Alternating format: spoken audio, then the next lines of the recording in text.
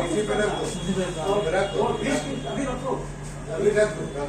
20 की सीसी उन्होंने एक किया और उनके पास एक किताब आई सीक्रेट रॉकेट, जिसको हमारे साइंटिस्ट तो कहते हैं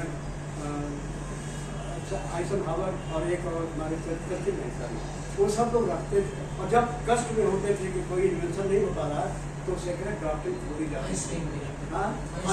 आइंस्टीन विशेष रूप से उसके भक्त थे, उस पुस्तकों के, और सबसे जितने साइंटिस्ट थे उनके मित्र सबसे कहते थे सब रखो, 2 बारूद रखो, 3 बारूद रखो, 3 में किसी ने कुछ लिखा 2 बारूद रखो, और उसको खोलते ही उनका इन्वेंशन जो आविष्कार कर रहे थे उसमें उनको सफलता मिल जाती थी।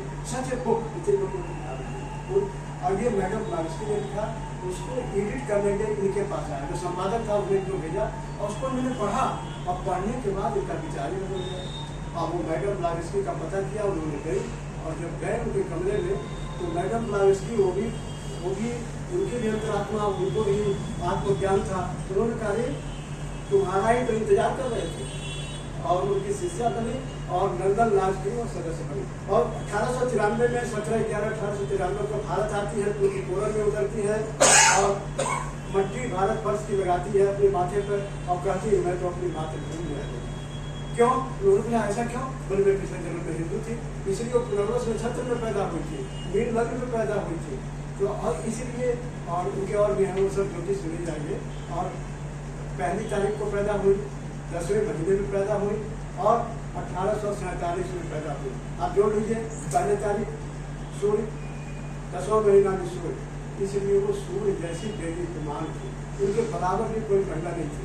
86 में 3 महिलाओं का नाम आता है, एक मैडम ब्लावस्की जिन्होंने इसकी स्थापना की, दूसरी एनी बेसेंट और तीसरी राधा बर्गेयर, और तीनों ने अपना सब कुछ दे दिया।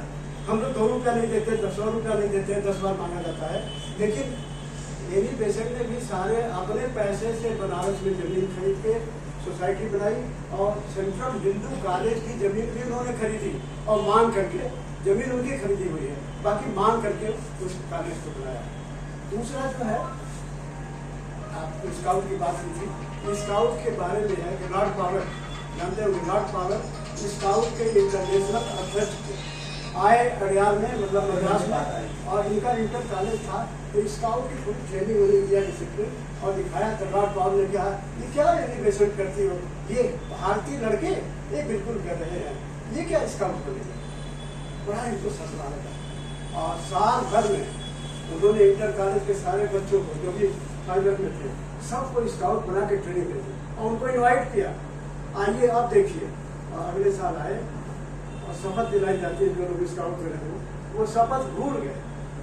एनी बेसेंट ने कहा शपथ दिलाइए, आप तो अंतर्राष्ट्रीय अध्यक्ष हम कैसे दिलाए, और जब देखा तो मुझे याद नहीं है, भूल गया मैं, पहला सेंटेंस भूल गए, तो इन्होंने धीरे से कान बताया और बड़ी प्रशंसा की पूरी हुई और भारत में वहाँ से स्काउट शुरू हुआ। हालांकि 86 में अब भी है स्काउट, लेकिन उसको हाईजैक कर दिया हमारे मास्टर कॉलेज के मास्टर ने, उन्होंने एक अलग बना दिया सब कुछ स्काउट के साथ।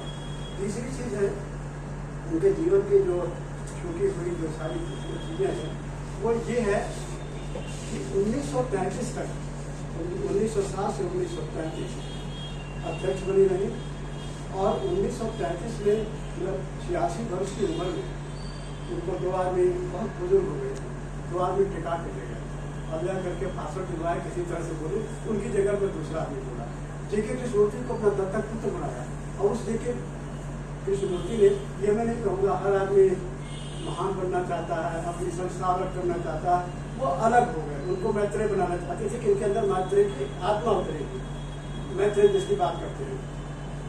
और अंत में जेके कृष्णमूर्ति ने कहा कि मेरे अंदर मैत्रेय की ही आत्मा बोल रही थी, मैं अब समझा मरते वक्त मैं समझ गया कि मेरे अंदर आत्मा बोली थी और उसी के हिसाब से मैं बोलता था।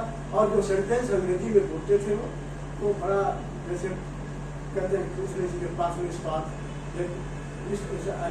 Mind is the slayer of truth real, then slay the slayer.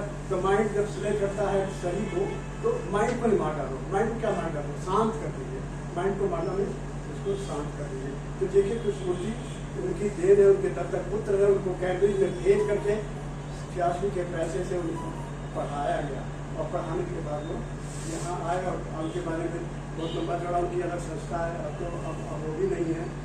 तो 40 वर्ष तक उन्होंने बहुत संघर्ष किया।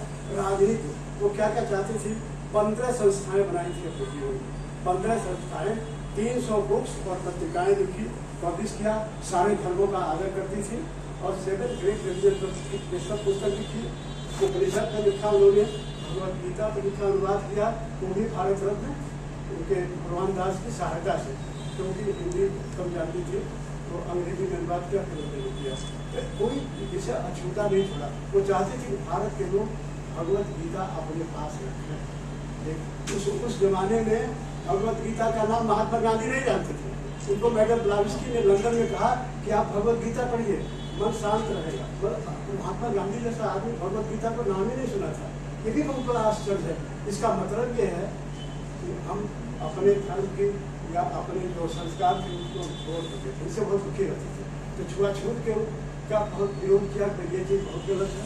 जात प्रथा का विरोध किया उन्होंने, स्त्री एजुकेशन को आगे बढ़ाया, इसीलिए उन्होंने बसंत कालेज बनवाया, कक्षा 1 से लेकर के आज तो पोस्ट ग्रेजुएट हो गया है और काफ़ी एक्सपेंशन हो गया होगा, वो नहीं का बनवाया हुआ वो कॉलेज शिक्षा क्षेत्र में। उनके शिक्षा क्षेत्र की नीति अलग थी कि हमें वो विद्यालय, आवासीय विद्यालय हमारे पास चाहिए और हर धर्म और धर्म की शिक्षा होनी चाहिए। धर्म का मतलब कर्मकांड नहीं, उसकी जो फिलासफी है उस धर्म, उस फिलासफी, उस दर्शन का हमें बच्चों को भी देना चाहिए। आज PhD कर रही है लड़कियां, पूछिए विश्वविद्यालय कौन है, अरे ये तो नाम ही नहीं सुना, ये कौन सा नाम है? इस तरह से जवाब मिलता है। क्यों? हमारे अध्यापक लोग खाना पूर्ति करते हैं। खाना पूर्ति मतलब वो धर्म की बात नहीं बताएंगे। अब भाई इसको साइंस पढ़ाना है, साइंस पढ़ाएंगे, अब वो रामायण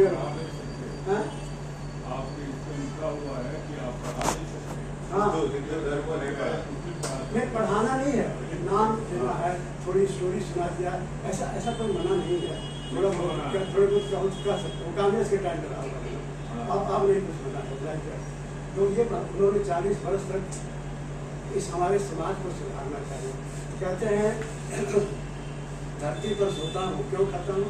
धरती पर सोता हूँ, आसमान उड़ता हूँ और देह की माटी से मट्टी निकलता, अमृत निकलता हूँ। ये ऐसी थी, उनका जीवन बहुत ही सरल था। खड़ाओं से चलती थी, खड़ाओं, हम नहीं चलते, आप नहीं चलते, खड़ाओं पर चलती थी, सफेद साड़ी पहनती थी और पीढ़ा पर बैठ के खाती थी। इसीलिए उनको श्वेत बचना सरस्वती कहा गया। इतनी विद्वान थी वो, जब सरस्वती का निवास था उनकी जिन्हा पर।